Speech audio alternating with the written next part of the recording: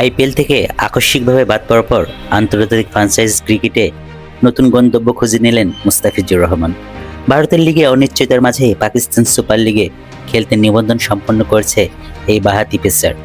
শুধু মুস্তাফিজও নয়, এবার পিএসএল এর ড্রাফট তালিকায় জায়গা করে নিয়েছেন 10 জন বাংলাদেশি ক্রিকেটার।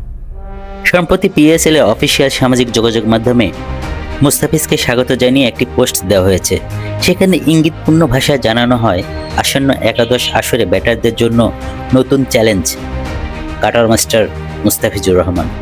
আইপিএল অধ্যায়ের হঠাৎ সমাপ্তির পর পিএসএল আপাতত তার আন্তর্জাতিক ফ্র্যাঞ্চাইজি ক্যারিয়ারে পরবর্তী ঠিকানা।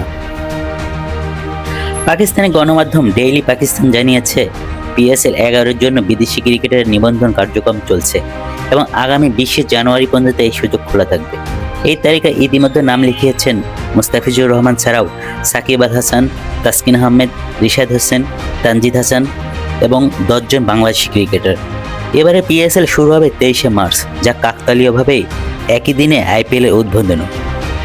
8টি দল নিয়ে আয়োজিত এই টুর্নামেন্ট চলবে আগামী 3 মে পর্যন্ত। সৃষ্টি সংঘর্ষ থাকলেও মুস্তাফিজের ক্ষেত্রে পিএসএল হয়ে উঠেছে নতুন সম্ভাবনার জানালা, বিশেষ করে সাম্প্রতিক ফর্ম ও অভিজ্ঞতার আলোক। উল্লেখযোগ্য বিষয় হলো, মুস্তাফিজ এর আগে একবার পিএসএল খেলেছেন। 2018 সালে রাহুল কলন্ডাসের হয়ে 5 ম্যাচে 4 উইকেট নিয়েছিলেন তিনি।